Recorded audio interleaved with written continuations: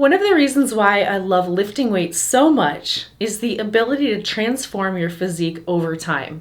We can preferentially focus on one muscle group and kind of downplay another muscle group to create our ideal physique.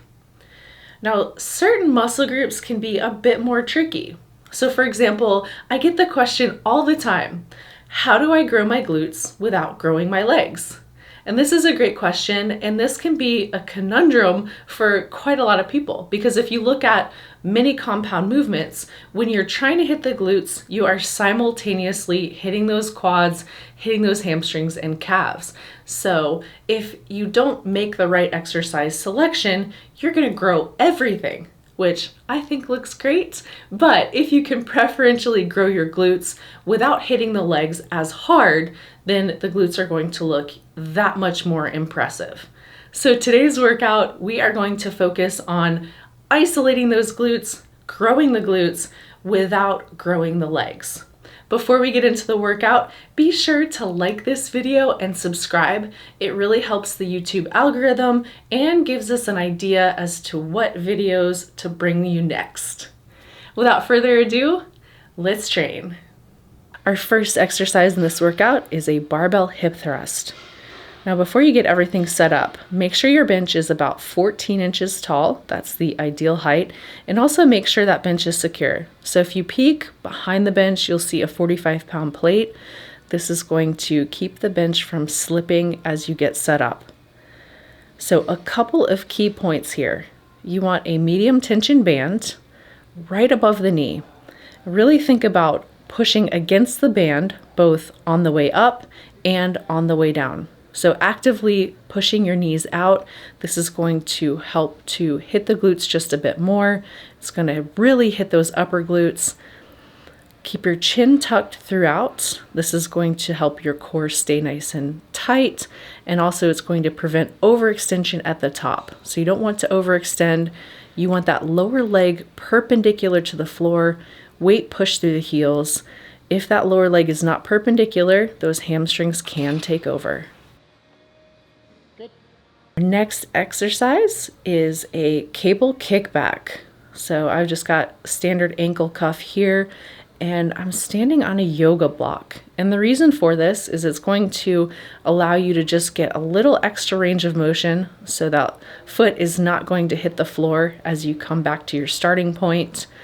I also like to keep my leg completely straight. Turn that toe out just a little bit, and turning the toe out is going to help hit those upper glutes a bit more. Now, a lot of times you'll see people kick very, very high. I prefer to instead keep a neutral spine and focus on getting that good contraction at the top. So a huge kick up or a really, really long range of motion at the top is not going to be especially beneficial. It can be harmful for your back. So just focus on kind of keeping your pelvis tucked in a bit and keeping that good contraction at the top.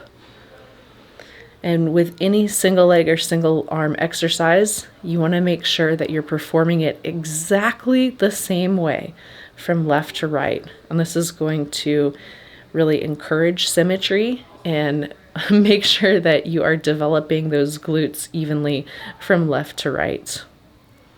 So I make sure to hold on the exact same place with my hands, making sure to keep everything at the same angle. Next, we're going to work on some abductors. So we're going to do seated cable abductors. Now here I've got a plyo box. You can easily use just a regular bench, still using the same ankle cuffs.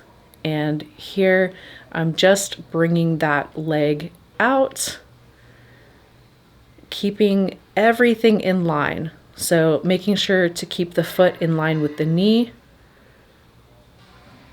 dorsiflexing the foot, really getting that good squeeze. And the last three exercises here, so our kickbacks, our cable abductors, we're going to move on to reverse hypers. All of these are going to be high rep, so you should feel a nice burn from this. but you don't want to go fast on anything. So you want to make sure that tempo is nice and even. And speaking of even, make sure that you're set up evenly from right side to left side. So here, body stays still, same range of motion. This is very similar, of course, to an abductor machine. I really love this exercise because you have the ability to focus on right side and left side separately. So with the machine, you cannot do that. And if you have a stronger side, it can take over and you will really not know. So single leg exercises are really key here. And this is going to help hit those upper glutes.